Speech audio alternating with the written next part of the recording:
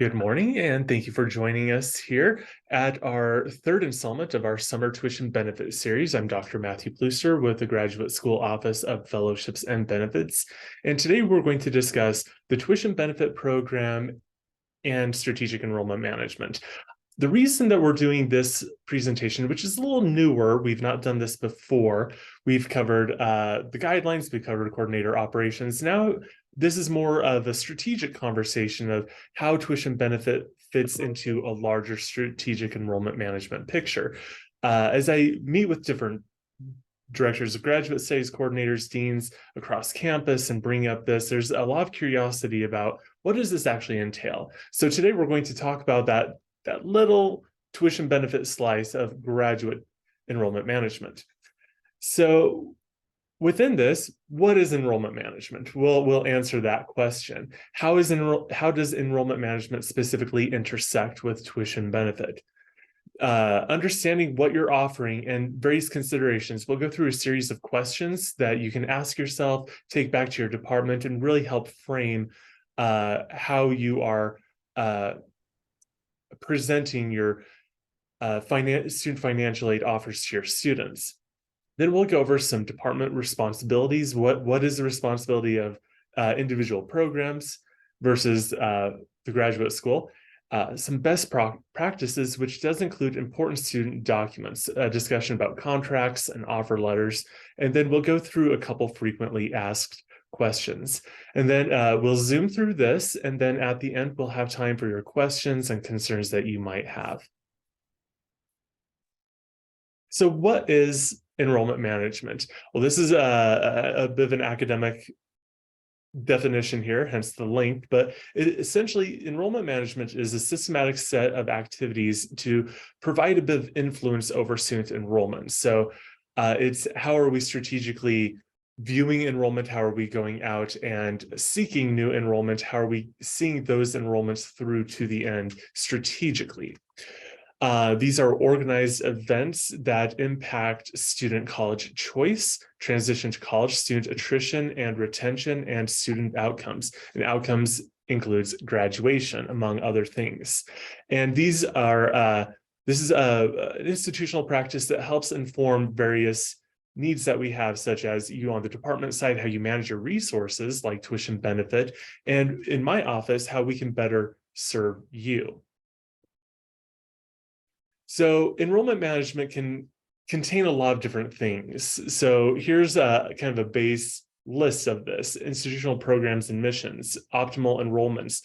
And this is something that's called class shaping. When as a program, you sit down and say, how many students do we want in our program? What should they look like? What sort of background do they have? What are our academic standards? Do we want them to have had certain experiences before they come in? That is a practice known as class shaping. Then student recruitment, student financial aid, student fees fits in there as well. We have retention and persistence. Retention is institutional efforts and persistence is student efforts, but they all mean the same thing, continuing along in a program. Institutional marketing, career counseling and development, academic advising, curricular and program development, methods of program delivery, and quality of campus life and facilities. So this is an overall picture, and tuition benefit really intersects with just a few of those. Even though you individually here with us today may take on some of these other roles, such as curricular and program development, or academic advising, or career counseling. So tuition benefit impacts enrollments, how you shape your class, your incoming class, and your continuing classes. Student recruitment, this is a key piece there. It is a form of student financial aid, and it does impact retention and should be seen as a retention tool. So again, tuition benefit through the lens of strategic enrollment management. This is student financial aid package at the point of recruitment, the incentive for retention and timely completion, and the impact of student resources have on program outcomes. So this is students have graduated, how are we looking back on those outgoing classes? So what are program outcomes? Admissions and recruitment and retention, how are we shaping our classes? Student academic performance, that's an outcome that can be tied to financial aid, student financial aid, whether that's loans, scholarships, fellowships, tuition benefit, etc. Reaching program milestones in a reasonable amount of time. So it's not just are students completing coursework, are they completing coursework in a good time frame, a healthy time frame for our program? Are students engaging in our program activities, not just the bare bones of the curriculum, but are they getting those educationally enriching opportunities as well? Are they graduating in a reasonable amount of time? And what are those post-graduate outcomes? So students have graduated. Are they moving on to from a master's to PhD elsewhere? Are they going into quality employment afterwards, whether that is on the tenure track or going into private sector or government work, what have you? So this is a basic student pipeline that we look at. We have recruitment and admissions. This is before a student arrives here. Then we have the student is here, retention, persistence, and bridging various milestones, the coursework, the qualifying exams, the research, the defense, submitting the manuscript, getting to that finish line. And then we have the last portion here, outcomes, reviewing the data of time to degree, performance, quality, etc. So let's take a look at the same pipeline through the lens of tuition benefit. At the very beginning, we vet tuition benefit eligibility before a student is admitted.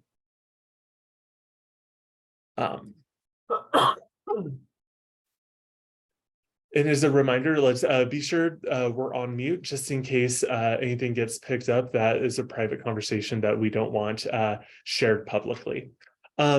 Recruitment and admission, this is when we're vetting tuition benefit eligibility. We match students with department support. Now, sometimes matching students with department support is a continuous spectrum or happens later on as well.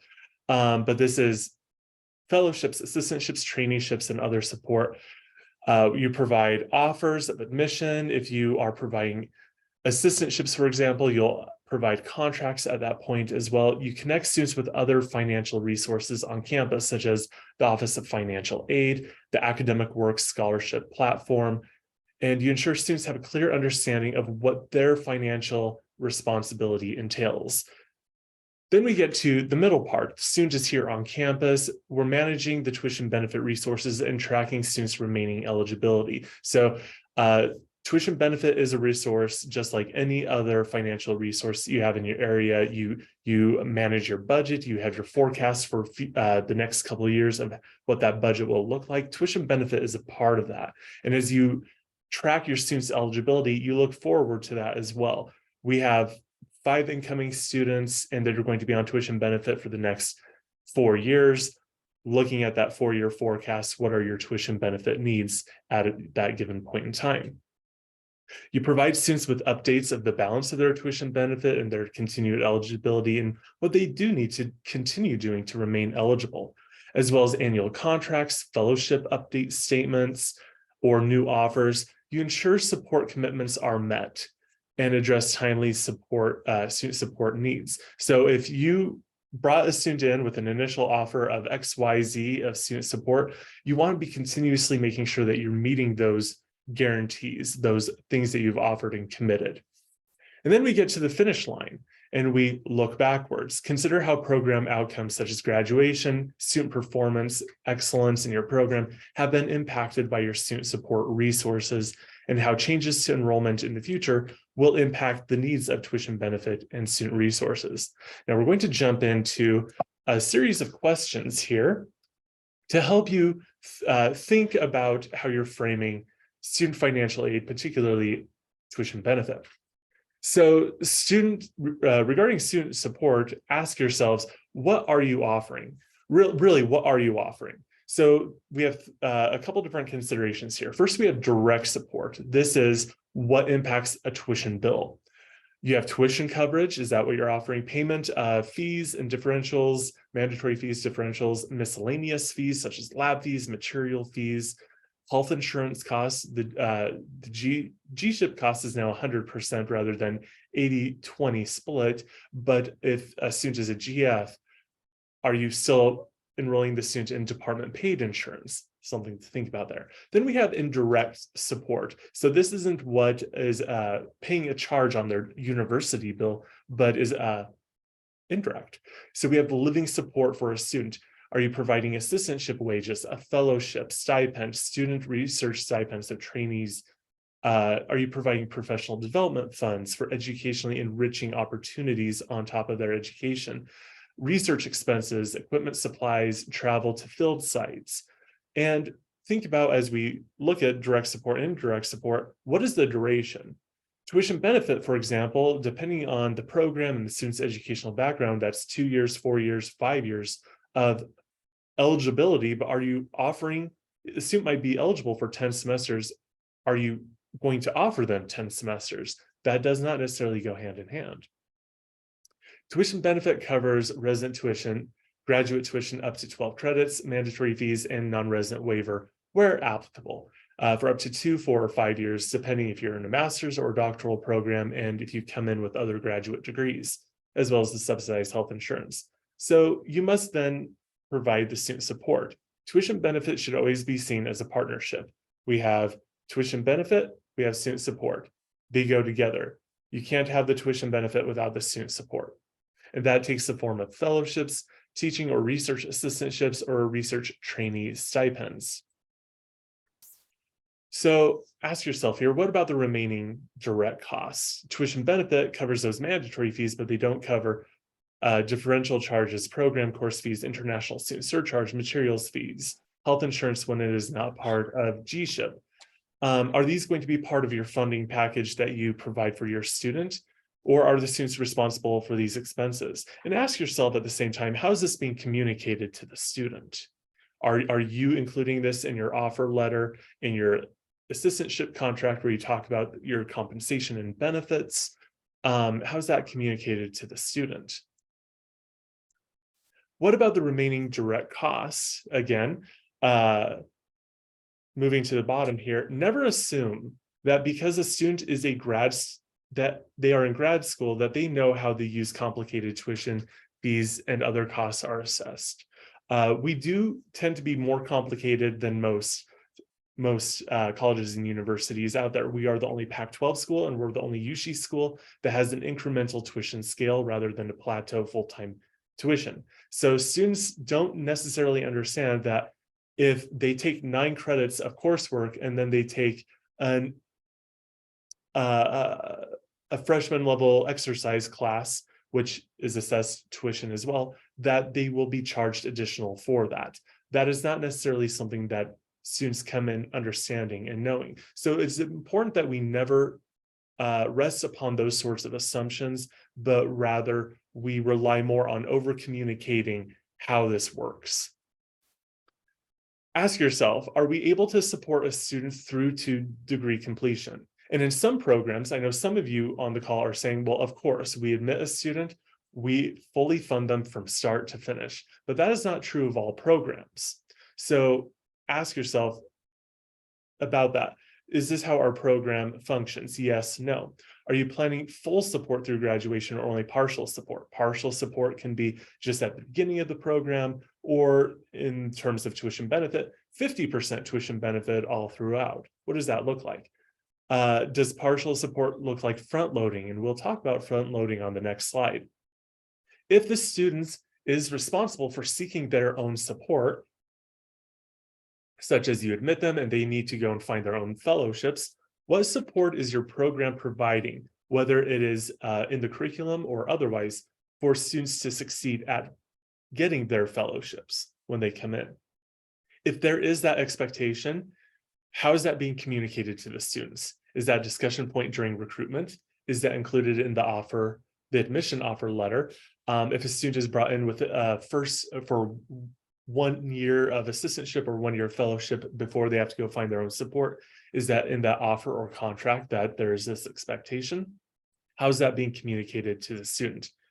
And this is kind of a long-term strategic question here to ask, but I recommend bringing this up if it's not already being discussed. If you are currently not able to support students through to degree completion, what would need to be different in order for this to happen?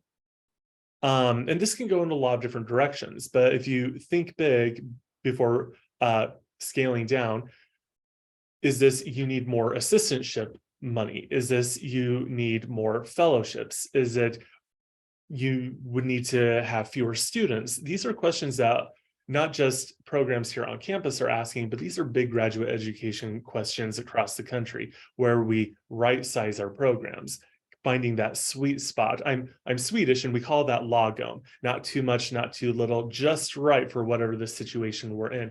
Are you finding that lagom spot for your student enrollment?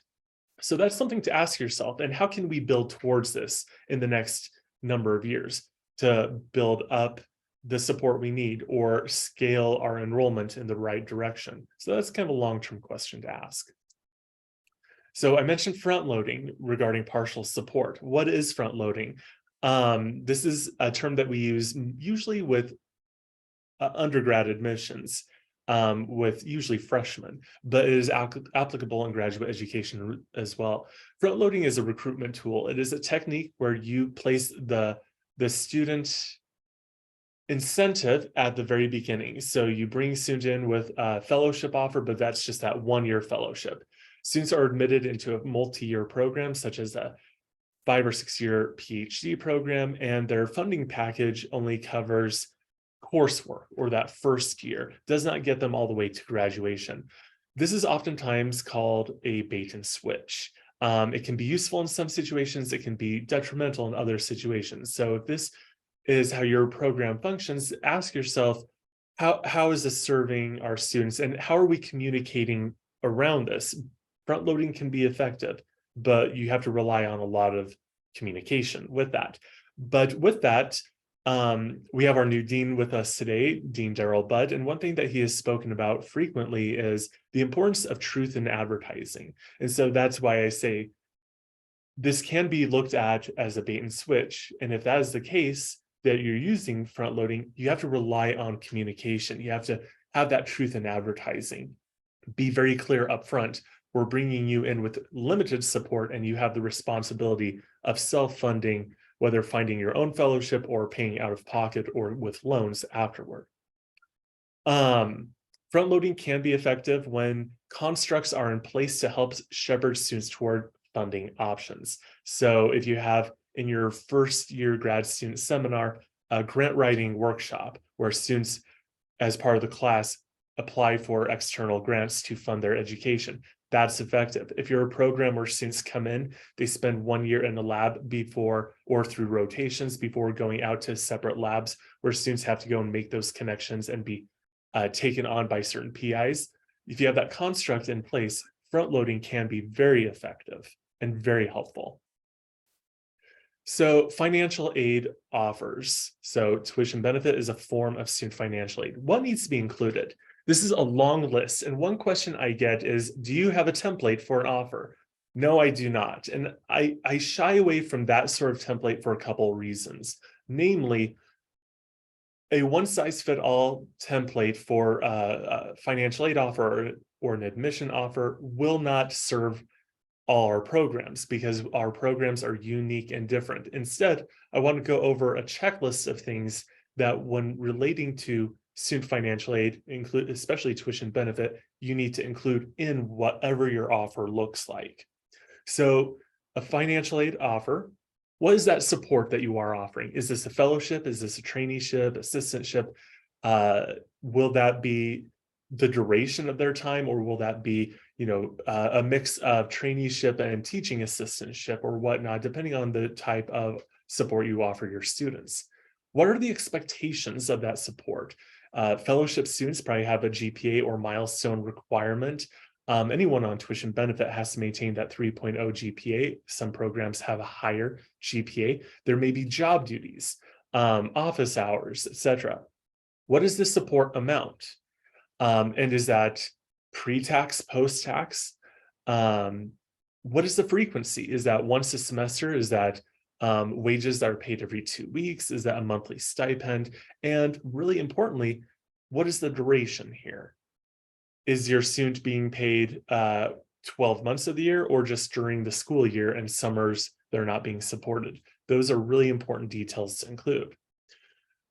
Are you covering direct support? Tuition fees, what is covered and what is not covered? It's important to mention the what is not covered because your program may include differentials. You may have miscellaneous fees for this class or that class. You may have other expenses that if you don't mention it, the student does not know upfront when they're being admitted that there is that cost. So it's important to be as transparent as possible about that.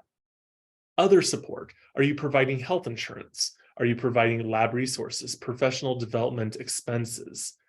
We covered duration. Is there an expiration date with that? How many years of support should they expect, provide that they remain eligible? Is there a point where they will no longer be supported or where their support will shift? If you can talk about those dates, talk about those dates. Other expectations, such as when the funding runs out, what should a student do? Cases where financial support may be rescinded. So really, unfortunately, I get a call at least once a semester asking, how can I fire my TA? It's really unfortunate here. What I say as the tuition benefit director is, what does your contract say? And is the student not meeting expectations that are outlined? And really, unfortunately, 9 times out of 10, the response is, oh, I don't have a contract. Well, in that case, things are going to take a little bit more time. Of course, the response is, please have a conversation with your HR generalist and they can walk you through the university's HR process. But that said, we do run into conversations where students lose their assistantships. Students have their fellowships cut off for whatever reason. And then those students come to us or they go to general counsel, or in some cases, the president, and say, hey, I have this offer where I'm told I have a fellowship for 5 years, X number of dollars a year for 5 years. There's no stipulation here that I have to still be in the program, or that I have to maintain a certain GPA, or that I have to do work for my assistantships. So that's why you need to have that in there. What is the case where students' tuition support may be pulled back? And after all my years working in scholarships and financial aid, we had some rare cases where we would pull back scholarships and fellowships, but we had certain rules for that, such as you must provide for us a document where it was communicated to a student the case in which the scholarship may be pulled back and the student agreeing to that. So including that is very key and very important. What are the department responsibilities here? Well, firstly, starting at the very beginning of that student pipeline is the department's responsibility to vet tuition benefit eligibility. So you have various resources within Slate, within your applications to see what the student's previous education was. If they previously studied here at the University of Utah, what was their prior tuition benefit usage? If they're going from a master's to a PhD program in your department, you should have that data. But if a student is going from a master's in chemistry at the University of Utah, where they may or may not have been a TA, and they're going into a PhD in education where they will be on tuition benefit, you might not readily have access to that, but my office can look that up for you. You just need to reach out to us and seek that eligibility confirmation. And the type of the program that the student is enrolled in. So are they coming into a master's or a PhD program or an MFA, what have you? Mastering out, the pandemic really kind of showed us that this is a reality for a lot of our students, where a student, they get through their coursework of a PhD, or they get down the road into their research and they find that PhD is not a good fit for them, and completing the PhD, getting to that finish line, is not an option. So they master out, they walk away still with a credential, but not that doctorate. This does impact tuition benefit. This does impact student financial aid. So some questions that you want to ask and consider here is the total tuition benefit usage at the present time, timeline for mastering out. So if a student came into your program with a bachelor's degree into a PhD program, no master's or prior doctorate, they have 10 semesters of eligibility. Let's say they get 7 semesters down the road and they need to master out. Well, as a PhD student, they have that eligibility for 7 semesters. Once you change that program plan, to master's, the eligibility reverts to master's. 7 is more than 4. Their tuition benefit that semester will be wiped clean and the student will have a bill. So that's why you have to look at that timeline pretty strategically of when is the best and least impact point for us to make that change, because that will impact a student's support. And support remaining in place for the student by the department or the PI. When that happens, sometimes the PI will step in and say, okay, I'll pay for their last semester as they tie up all their loose ends. Rather than using tuition benefit, we'll just pay their tuition through scholarship admin. Managing your tuition benefit resources. This is a department responsibility as well as a college responsibility at large. Tuition benefit allocations are provided to your college, and your dean will then allocate further by department. Sometimes your dean will do this. Sometimes your dean has a designee, such as an assistant or associate dean, or the director of finance will do that. It is the department's responsibility to understand the needs and communicate within the department and the college. So is your program growing and you need more resources next year than you did this year? That needs to be communicated to your college. Think of this as your regular budget. If you need if you have a financial need, you communicate that up so you get that financial resource. Tuition benefits should be treated the same. Departments should keep track of your usage. Coordinators have the ability to run reports and view various points of data within the portal. And also keep in mind here, when you are supporting PhD students and they are in dissertation, 7970 to 7989, this can impact tuition benefit expenses, your usage, i.e. reducing that as dissertation credit charges for PhD students is after the 0-hour fee about 1/3 the cost. So that can allow you a little bit more expendability with your resource. Managing communications with students. This is definitely the department's responsibility. You provide the offers of admission, the offers of fellowship, the contracts for assistantships. When utilizing tuition benefit, the grad school, we do ask the student to go and sign their basic digital agreement. And that is very basic. You understand that you need to enroll full-time, that you have this GPA requirement. That's the grad school's requirement here. The student is agreeing to that. We have programs out there that say, we have very high standards for our students, and instead of a 3.0 GPA for tuition benefit, they must have a 3.5 GPA. That is within your program's prerogative to do that, but that's why you would communicate that to the student. Coordinators should always be the front line for students when it comes to communicating these needs and answering questions. If the coordinator cannot answer a question, that is when they will reach out to the Office of Fellowships and Benefits, and we will then triage. We will look in depth into the program. We will look at system issues to help solve that problem. But 9 times out of 10, when a student reaches out to us with a problem, that's something that the department coordinator can answer that we cannot. Important student communications include assistantship contracts and fellowship offers. And I say fellowship offer rather than a contract because fellowship per IRS for federal regulation are non-work support, whereas assistantships have work responsibilities and should be treated with a contract. Reminders to enroll, to sign tuition benefit agreements, verifying G-SHIP participation, among other communication requirements. It is responsibility of the department to liaise within the department and the college. Tuition benefit coordination is in some departments completed by one person, and in other departments completed by a variety of people. And key tuition benefit functions include entering students into the system, reviewing reports for errors and concerns, and student engagement such as enrollment, signed approvals, processing EPAFs on the appropriate job codes, drafting offers and communications with students, verifying G-SHIP participation, vetting tuition benefit eligibility, processing petitions, updating grad tracking. Again, in some programs, this is one person, some programs, this is a variety of people. So you need to know if you're on this call and you're not sure who does the EPAFs, but you enter them into the system, These are some questions to ask within your department so you know who does what, so you can liaise effectively within your program. Some best practices to run through here. Starting at the very beginning, clarity, transparency, and proactivity. These are our middle name. We want this to be our hallmark. Be clear in any communication with students about tuition benefit rather than ambiguity. For example, don't state support of 10 semesters of tuition benefit if you do not intend to support the student.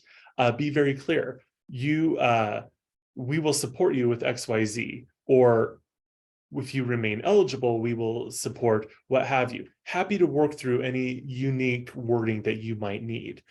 You want to define what you are providing: an assistantship wage, a fellowship stipend, tuition benefit, G-ship coverage, other direct costs like differentials, and what specifically will be the student's responsibility.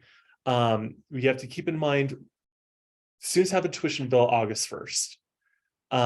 Then a few days before the semester begins, we start processing tuition benefit. Scholarships and financial aid starts dispersing loans, fellowships, scholarships, et cetera, and that continues daily down the road. But if you've not entered students in tuition benefit before we start processing, students are going to have a bill. They don't know necessarily what is their responsibility, what is not their responsibility. You want to have that clarity for the student so that they feel secure with their financial arrangement when it comes to paying their tuition bill at the beginning of the semester, so they can focus where they need to on starting their classes successfully, getting in the right classes, and hitting the ground running for the term. Admission offers letters. Direct students to the office of the bursar for tuition schedules, tuition calculator, tuition deadlines, as well as short-term tuition loan options. As mentioned, there are additional fees beyond tuition and mandatory fees that the bursar's office can provide some information on, as well as you can share that information about your classes as well. Some of your programs will be a set curriculum for the most part, where fall of the first year, you take these 3 classes, spring, these 3 classes. Other programs, there's a little bit more flexibility, especially as you balance part-time and full-time students. And so the costs will vary. So directing students here, they can see specifically what their financial commitment may be. Direct students to the Office of Scholarships and Financial Aid for any assistance or questions that they may have relating to the FAFSA loans. If you're supporting a student on a fellowship or traineeship or research stipend, that does count towards their cost of attendance, which will then impact their loan eligibility. If the offer of admission includes direct support from the department, that should be stated, as well as being accompanied by a fellowship offer letter or assistantship contract. The contracts or offers might be in the admissions package. It might come later, but those are things that do need to be mentioned, if at all possible. Assistantship contracts, and I do apologize. There we go. Assistantship contracts should be annual, not once during a program, but should be done every year. List the name and email of the supervisor. We get a lot of questions here in the graduate school relating to especially teaching assistants. I don't know who my supervisor is. I don't know who I report to. So make that very clear on a contract. You should have expectations outlined: time spent in a lab, course teaching, responsibilities, office hours, staff or lab meetings. If you have questions about this, please do speak with your HR representative about how to frame employee expectations in a contract or in an offer letter. Clearly state the compensation. What are the wages that the student will be earning and the pay frequency, as well as additional benefits that are being provided? Are they getting tuition benefit with their assistantship, G-ship? Are you covering additional direct costs like differentials and miscellaneous fees? If tuition benefit or tuition coverage is included as part of an assistantship, state any enrollment requirements. If the student is support on tuition benefit, they have to be in 9 credits. If you are just simply paying their tuition, you may require 6 or 3 or some different number. Note that if this benefit is contingent upon the assistantship, So if a student quits their research assistantship halfway through the semester, will they lose their tuition benefit or have their tuition benefit reduced? Or no matter why they leave an assistantship, will you continue to cover their tuition in one way or another? That needs to be explained to that student, especially when students are defending. We have students who will defend in February. They will submit their manuscript in March and quit working in the lab in March because they're all done. But then they lose their tuition benefit at the end of the semester. So that can create some problems. And the students say they weren't aware of this being tied together with their assistantship. So those are some points to communicate as best as you can. Avoid saying things like tuition coverage, especially when you only mean tuition benefit, and that the student will be responsible for other fees that they may have. State specifically what you are covering, whether it is by tuition benefit or not through tuition benefit, and what will remain the student's responsibility. Be certain to state the terms of the contract. Is this for one semester or 2 semesters? When will the payroll begin? When will the pay period begin? When will the paychecks begin? That is very important to include there as well, especially with international students. International students come here on an assistantship, and they sometimes are not told that the pay period will end, but then you still need to wait a week before you get a paycheck, and that can create some problems. So be as clear and transparent about the pay period and paycheck schedule as best you are able. Fellowship offers and statements of fellowship continuation. These should be annual rather than just once during a program. So if you're supporting a student on a fellowship or a research stipend from the very beginning and all throughout the program, you still want to give them an update every year to answer any questions that the student might have, as well as provide an assurance for them. This should have any expectations outlined, enrollment, performance, degree milestones needing to be met in that forthcoming year. Unless this is a traineeship, and those of you who facilitate traineeships are aware of these. Otherwise, fellowships should never include work expectations, and this is per federal regulations. And if you are facilitating a traineeship, have those expectations included there. Clearly state the terms of the award, semesters with coverage, what is that coverage, amount of the award total, and for individual semesters, renewal terms and requirements, remaining eligibility and balance. So let's say it's a 3-year fellowship for whatever reason, it's 3 years. Then the second year, you'll point out this is year 2 out of 3. That third year, this is the third and final year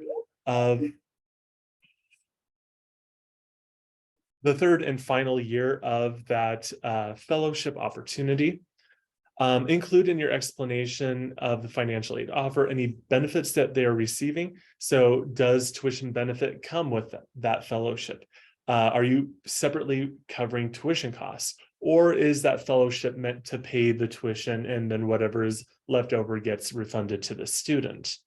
Again, avoid using terms like tuition coverage and be very specific of what is and is not being covered so that the student's responsibility is being highlighted. Offering tuition benefit. We've covered a lot of this already, but to go over this again, make sure of continued tuition benefit eligibility prior to the extension of any offer or contract.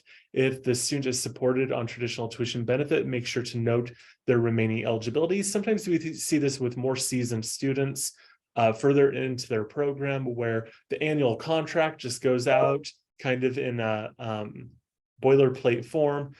And then we find, oh, the student has actually surpassed their 8 maximum semesters of tuition benefit, but that was not communicated in there. And now the department has offered tuition benefit and they're having to scramble, how are we going to pay for this? If you offer tuition coverage in a fellowship offer or assistantship contract and later find that the student does not have that eligibility, the coverage of the tuition still remains the department's responsibility. So that's why it's very important to keep track of when and where you are stating tuition coverage, and to keep that as part of your financial forecast. Interdisciplinary programs particularly, only offer tuition benefit is yours to offer. Otherwise, offers of tuition benefit should only be offered by the department that manages the resource. So let's say, for example, you have a student in your program. They are, let's say, in chemistry, and they are working in a research lab and getting tuition benefit through their job in biochemistry in the School of Medicine. Well, tuition benefit comes out of your allocation in chemistry, so you should be the one extending that tuition benefit offer. You will, of course, work in concert with the other department that is hiring the student and making sure everything is coordinated and correlated so that when you go out with the offer of tuition benefit, that everything is in place. We do run into, unfortunately, some cases of tuition benefit offered by people who do not have the authority to offer tuition benefit. And at the end of the day, the collateral damage is the student, and we want to avoid that as much as possible. Budgeting your tuition benefit resources. Tuition benefit is a college resource, not a department or program resource. Deans are your first point of contact, or your dean's representative, in requesting additional resources. Their first move is to reallocate within the college as best able. And the further we've gotten into this allocation model, the more regular that is. We have some dean's offices that reallocate multiple times throughout a semester, and that is perfect. That's how the system is set up to be done. When increases in a college's total tuition benefit allocation is necessary, reallocating from department to department is not possible. Deans will then request this in their annual budget proposal. That becomes a regular budget request. So you, as a department or a program, want to treat it that way with how you validate that, how you build a case for it. Departments should track their tuition benefit needs in a multi-year forecast. As I illustrated earlier, if you admit a PhD student and you want them to be on tuition benefit for 5 years, then start building out that 5-year forecast so that you understand each year as you're admitting more students, especially if your enrollment numbers, you have an incoming class that's a little bit bigger one year, a little bit smaller the next year. That's not going to keep your tuition benefit needs even down the road. It's going to fluctuate, and you want to be prepared with that fluctuation ahead of time. Tuition benefit and similar resources need to be part of that enrollment planning and recruitment. So this isn't we're admitting this student, they've accepted their seat in our program. Now let's do the tuition benefit. Student support and recruitment need to be hand in hand. And tuition benefit allocation does go hand in hand with that student support. So when you budget for tuition benefit, you need to make sure, do we have the ability to support a student? Requests that my office has received in the past over increases in tuition benefit support, that's the first thing we ask, whether it's on a petition to extend the student's eligibility or asking for increased allocation. Are you going to support the student? Oh, no, we don't have the money for a fellowship, or we don't have the money for an assistantship. Well, if you don't have the student support, you don't have the tuition benefit. They go hand in hand together.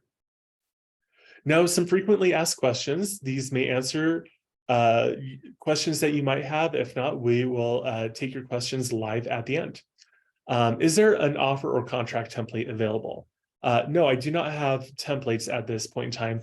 One size fits all templates don't fit all programs, and we want you to have the offer or contracts that you need for your program, for your lab, for your fellowships, for your admissions that works for you. We just want to make sure that you're including the right things in there. I am happy to look at and review any documentation that you would like some feedback on. Given the nature of my program, we don't know what we'll be offering a student. Should I go ahead and say 10 semesters of support or 10 possible semesters of support? Well, this really does depend. If you're guaranteeing 10 semesters of support, but you just don't know what form that will look like. They might be a TA 1 year, an RA the next year, a fellowship on a fellowship later on. Some of this will depend on lab needs, on undergraduate enrollment needs for TAs and whatnot. But if you are supporting in one way or another, you're still guaranteeing them 10 semesters of tuition support and fellowship or assistantship support. Go ahead and say, you've got this 10 semesters of support pending eligibility, but there's this variability element to it. If you're not sure of what support will look like, and there's a chance that the students will not be supported with 10 semesters, maybe don't guarantee that. Guarantee what you can guarantee, and then say things like this can be reevaluated on an annual basis, or whatever is correct for your program. I'm supporting my student from start to finish. Why should I update them on their support and remaining tuition benefit eligibility? There's a couple reasons for this that I encourage this. Firstly, it provides students with a reminder of the support and a sense of security, a sense of assurance that, okay, I am getting this again. Secondly, it reminds students of the terms and conditions of their support, their enrollment requirements, any milestone requirements that they might have. And thirdly, it serves as a tool to support retention, persistence, and timely completion. It reminds the students, we are investing in you with this fellowship or this assistantship to get to the finish line in a reasonable amount of time. And we have given you 10 semesters or 8 semesters of support, and here is where you are with that. That can be an effective tool for your students. My program provides students with complete tuition fee, G-SHIP coverage, and a generous stipend. Why should I encourage or direct students to financial aid and the FAFSA?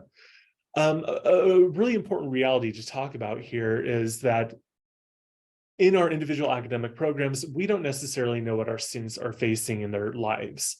And we don't necessarily want students to feel that they have to share personal things with us.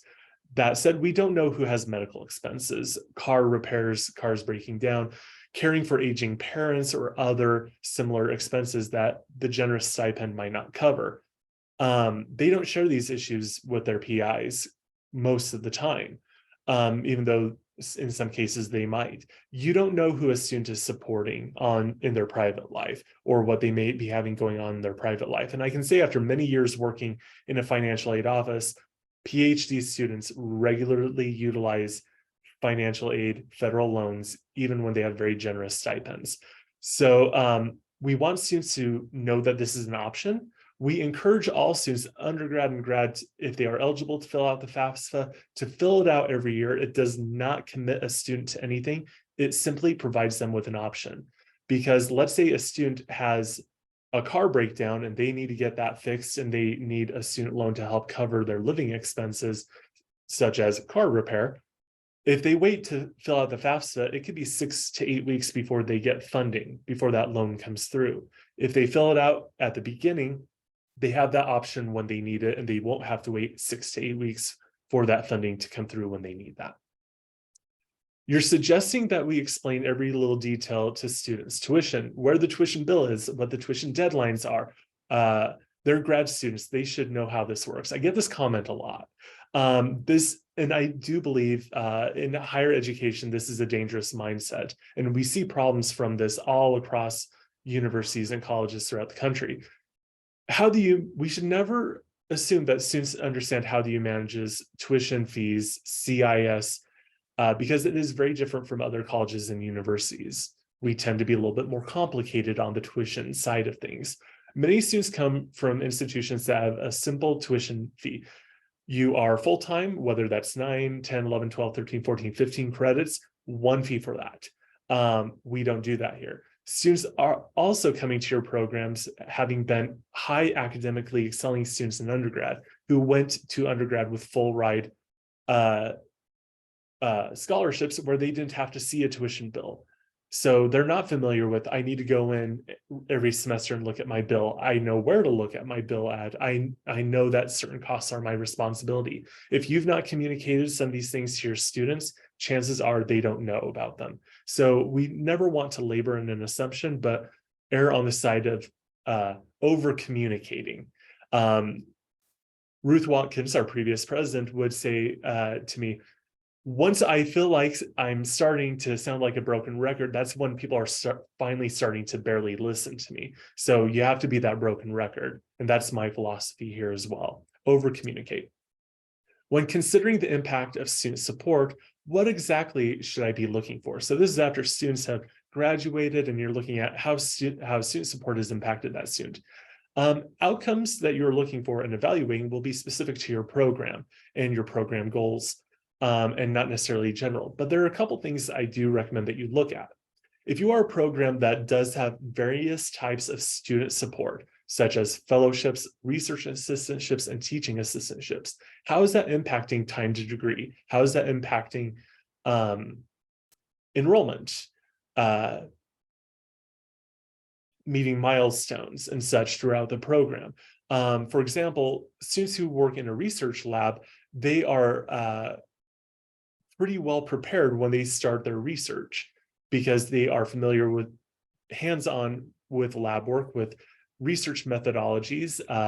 They're very well acquainted with their niche area, whereas students who are teaching assistants, they are getting great and valuable experience and training for a future career, but they're not getting that hands-on experience with their research question and their research activity as RAs are. So that's why with tuition benefit, we do offer a potential TA extension for those PhD students. But that's something that you can look at. And if we have students who are straddling different types of or multiple types of support, how's that impacting their completion and their retention? We recommend when you do what you have to support a student fully, if at all capable, and sometimes that is students have to be a TA and an RA. One thing that you do need to consider with that is, at what point is this becoming a distraction from their education, having to work that split assistantship in order to get their full support? We don't want students' assistantships to distract them from being able to focus on their projects, on their dissertations, on their research, and inhibit them from moving forward and making good progress. So that's one thing that you can look at as you evaluate student support. Additionally, look how tuition benefit and other resources support students, support completion and persistence and retention compared to students with partial support, such as 50% support or no support. And this kind of goes back to that question that I encourage everyone to kind of reflect upon. If we're not able to support students fully, or not all of our students, what would have to change to make that a reality in our program? That's where this data can come in handy as well. Thank you for joining us here today. We do have 3 more upcoming workshops in our series, our summer series. Next week, we will have an overview of the Graduate Student Health Insurance Program, some of the logistics and mechanics of that program. In July, we will be having a tuition benefit fall prep frequently asked questions. The tuition benefit portal will be opening on July 10th. So this will be happening a few days prior to that, where you can ask any questions that you might have at the very as you start to enter your students in.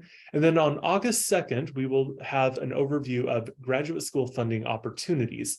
Now, this is for you, not for your students. This is timed for us to go over the University Teaching Assistant, the Graduate Research Fellowship, the Stephenson Cannon opportunities, among other graduate school specific opportunities, so that you can take this to your department meetings, your faculty retreats, and start thinking about, what do we need to do to champion our students through these processes, through our department endorsements for the UTA? Which students do we want to endorse? Get the ball rolling early with that, because we have moved deadlines from January into December, and we are opening a lot earlier than we have in the past. So we want to hit the ground running and get the ball rolling with that. As always, please do not hesitate to reach out if you have any questions or concerns. Tuition benefit, please reach out to us. Fellowships, if you have fellowship concerns, reach out to us there. Reach out to me directly, as well as you are planning for your fall start. If you would like us to be part of your department or program orientation, please reach out to me so we can get you on our schedule. It's first come, first serve. Okay, so we're going to stop now, and then we'll go into live questions. So go ahead and put your questions into the chat box, or you can raise your hand and unmute yourself. And to get us started, we do have some things in our chat box already. Can we start submitting the COVID tuition benefit petition for fall 2023? Not yet. We will begin taking petitions for fall when we open the fall portal. So starting July 10th. We are also consolidating all of our tuition benefit petitions into one portal. And we will be going over that on the July 6th meeting, what that new portal will look like. As a heads up, even though we're not accepting these, you can start working on them. We will, for all petitions, be requiring completion plan from where the student is now, getting them to the finish line, where the different milestones that they need to meet needs to be signed by the student and either the faculty mentor or the director of grad studies, saying that both the department and the student agree to that plan at that particular moment. And we need the petition form of guaranteeing support. If we provide that extension, will you still support that student? So those are things that you can do right now as you prepare to submit those petitions. And please submit early. The earlier you submit them, the earlier we can approve them, and you can provide that student with assurance of their coverage for the fall. Another question in the box, our department doesn't do any sort of contracts, and we have been wondering if we need to.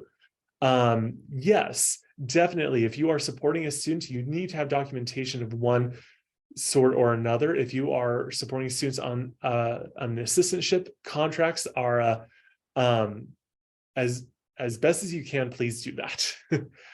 Okay, those are the questions I have in the chat box. Other questions, feel free to raise your hand or unmute yourself or drop your questions into the box.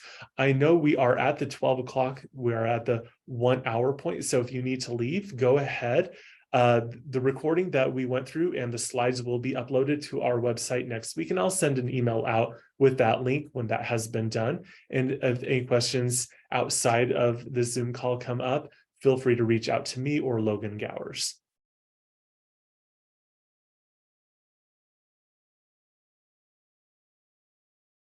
Okay, well, it seems like no questions for the group. Thank you all for joining us here today. I will stay on just in case someone has a question. We always have a couple people who have questions at the very end that they don't want to bring up publicly. So I'll be sticking around till the end as people exit in case that is the case.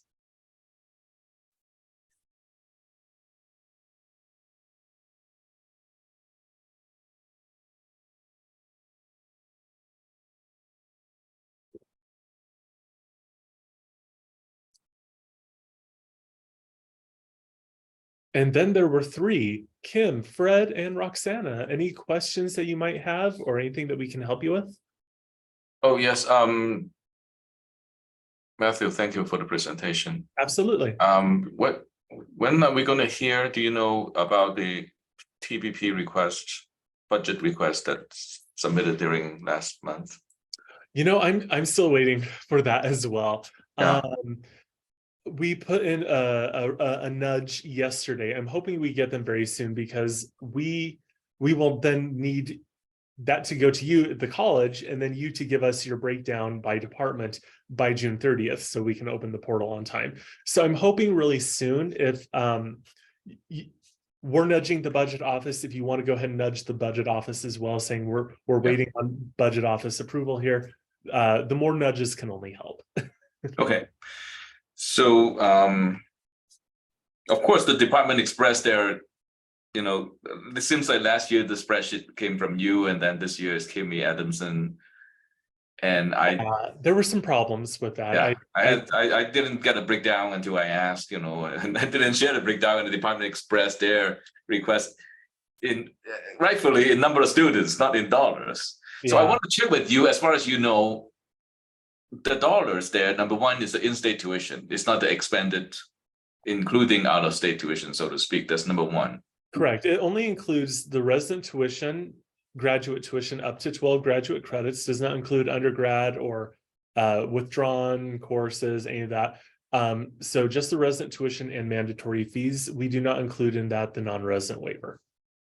So by saying that the U of Utah has tuition freeze going into next year, that means the in-state graduate tuition is frozen. It doesn't mean that we don't get guarantee.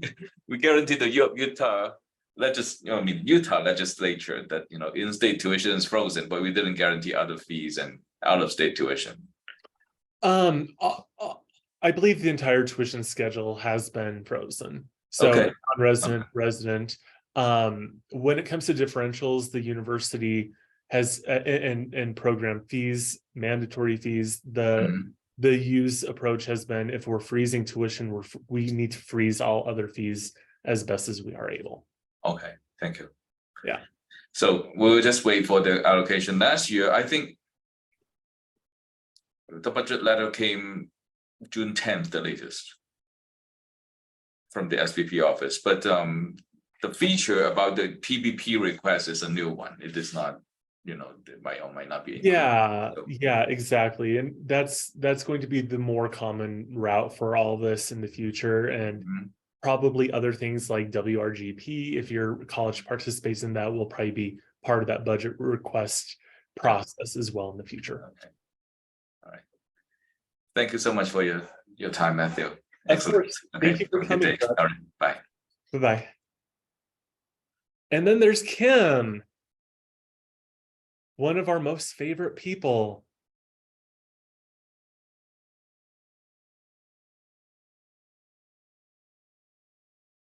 Who might not be there.